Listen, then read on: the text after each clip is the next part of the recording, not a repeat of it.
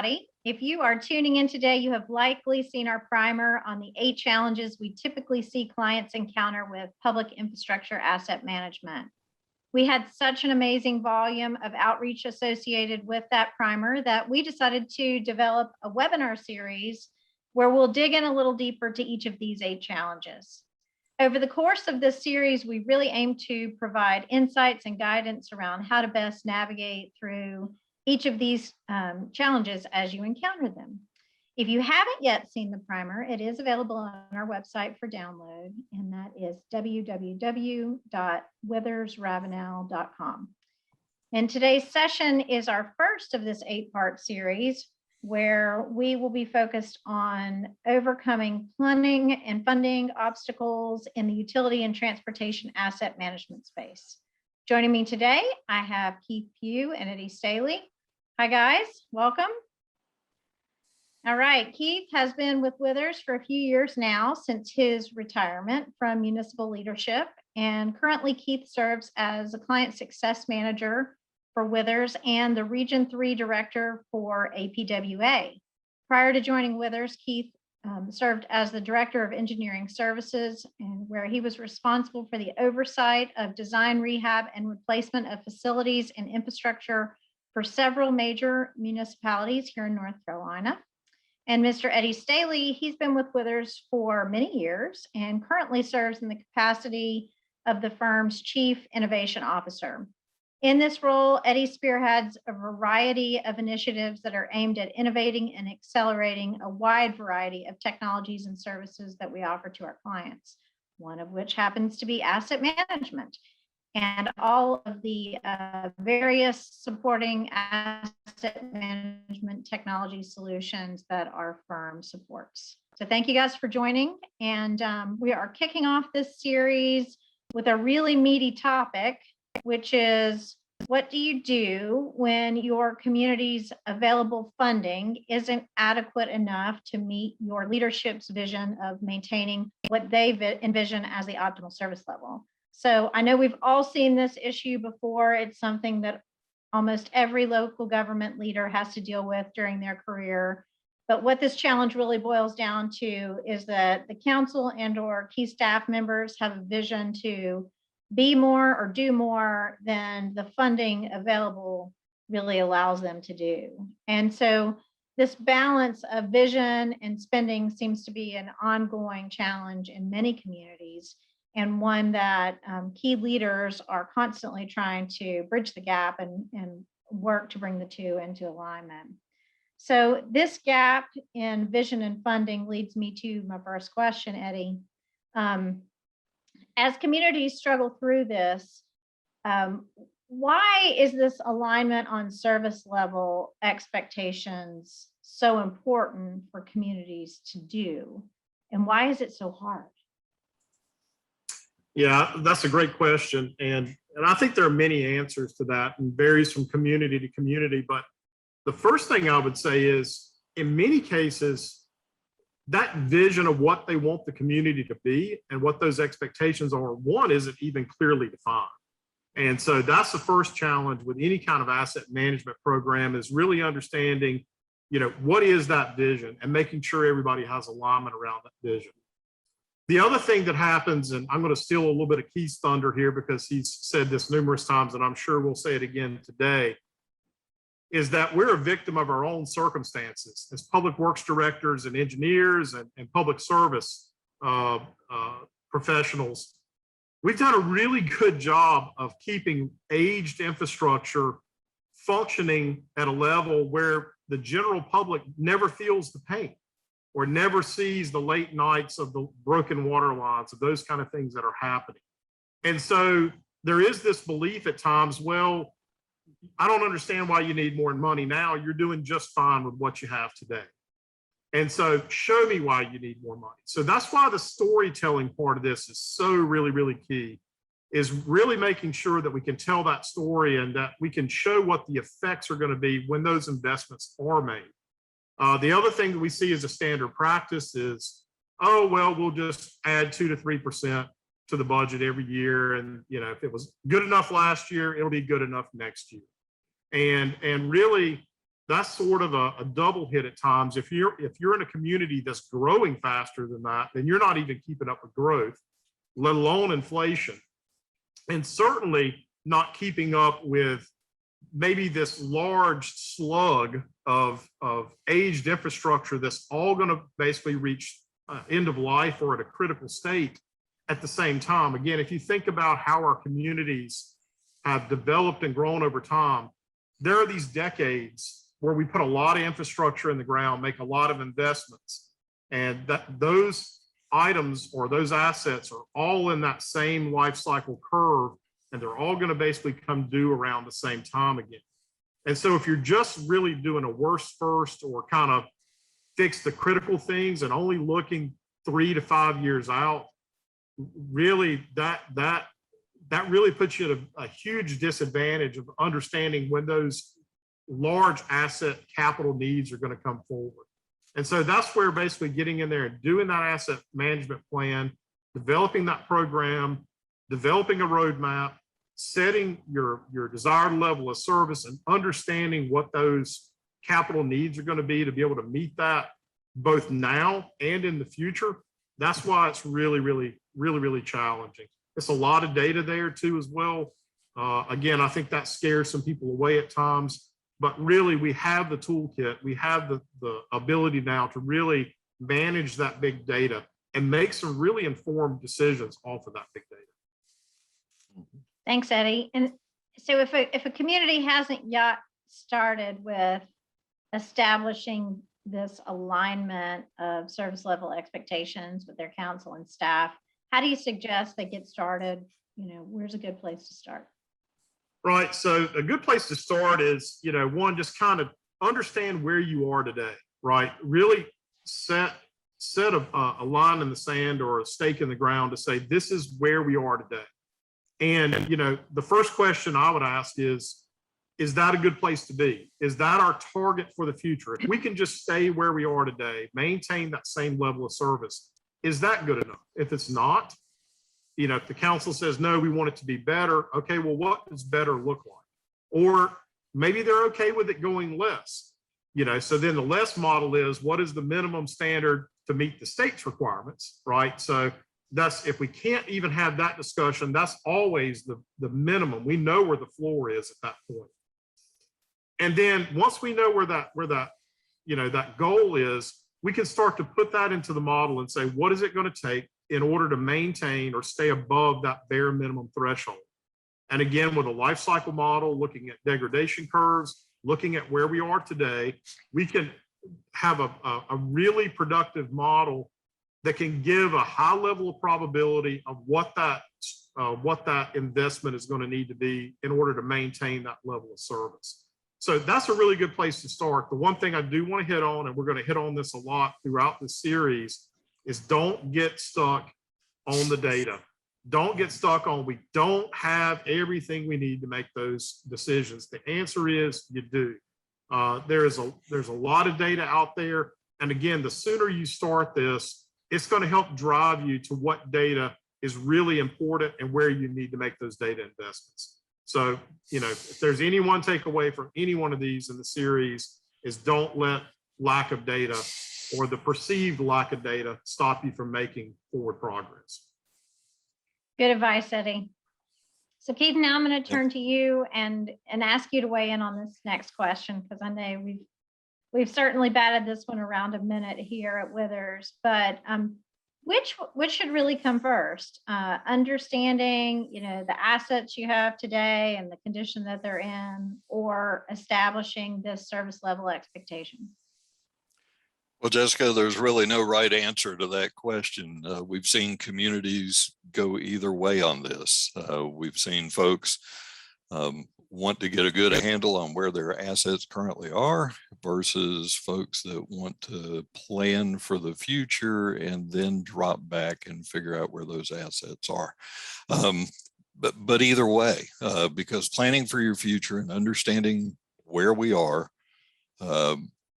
both equally important. You have to know where you are today and where you want to go. Eddie talked about a roadmap. It's just like taking a trip with your community. Where do you want your community to land in 5 years, 10 years, 20 years? So either way you go with this, it requires both. You need a snapshot of where your existing conditions are. You need to know the size, age, pipe material, condition, location of your assets. And you need to know where you want to go. Who do we want to be when we grow up? What is your desired level of service? Eddie spoke about that in his opening comments. And are there strategic elements that we need to consider here? But I'll simply state again, it doesn't matter which you do first, because ultimately you have to do both elements to have an effective asset management program. We know that information is always evolving on our current assets as we collect additional data, as we perform scheduled and emergency repairs. We also recognize that our communities are always growing.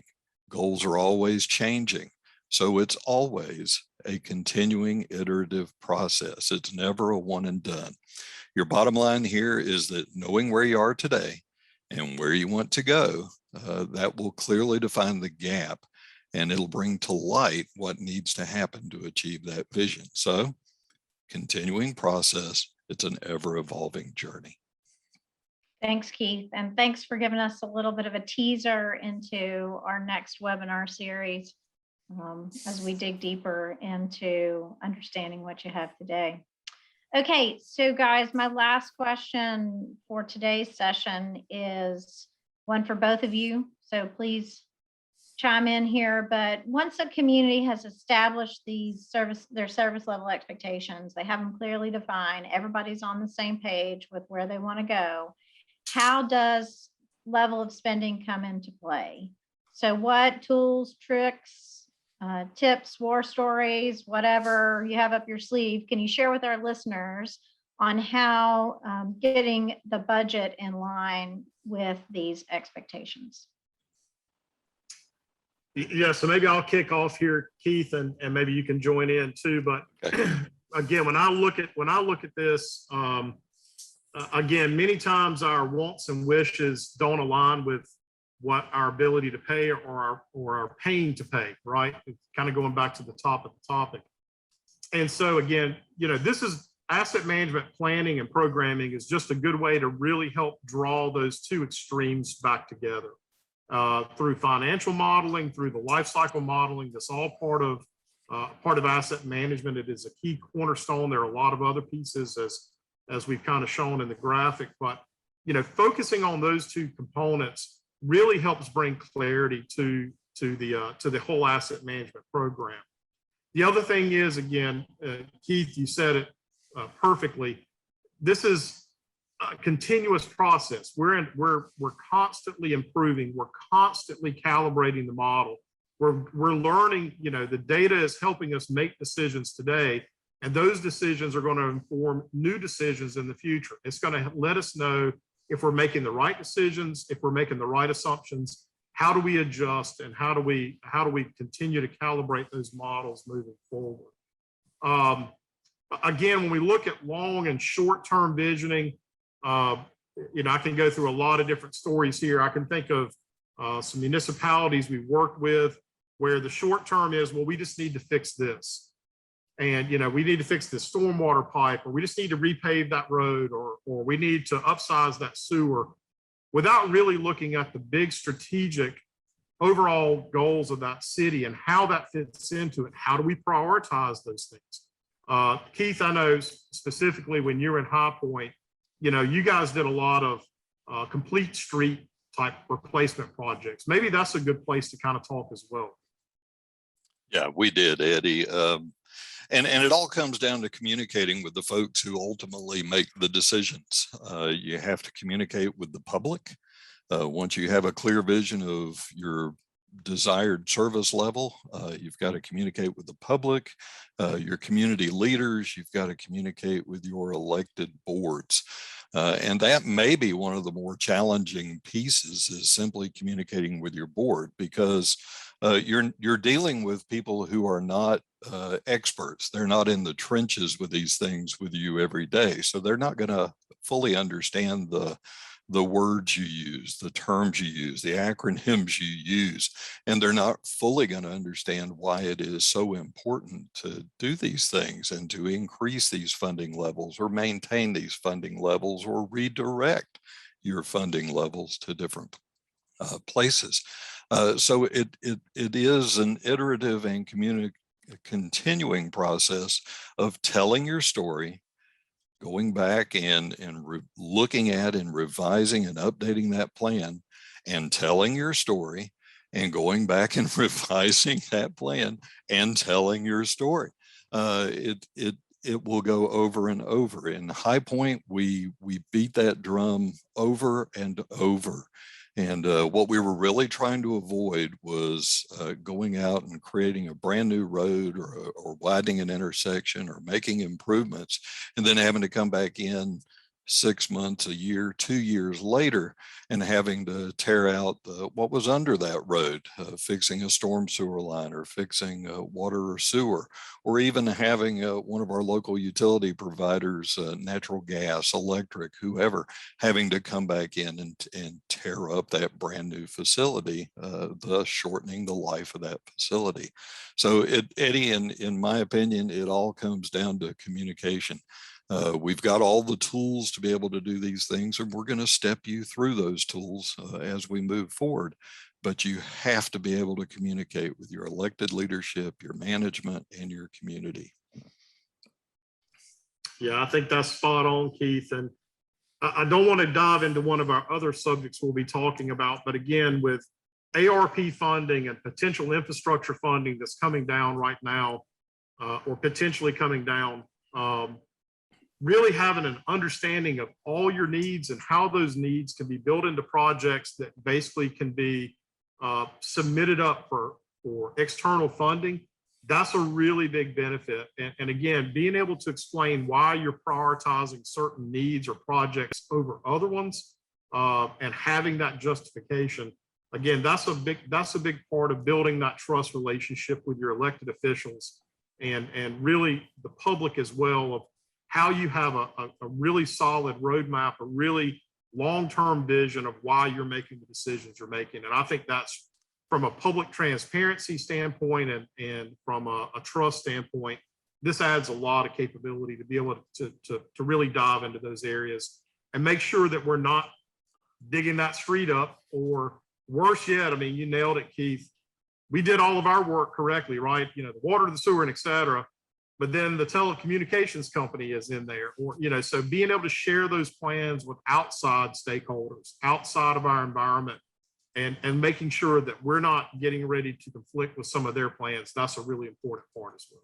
So with that, Jeff, or Keith, I'll turn it over to you. Right. I was just going to make one additional point, and that is the fact that telling your story, the departments, the different operating departments that are responsible for these things internally to your community, whether it's public works, public services, water and sewer, streets, stormwater, all of those departments need to be involved in this process. They all need to be on the same page. They all need to be working toward that same vision.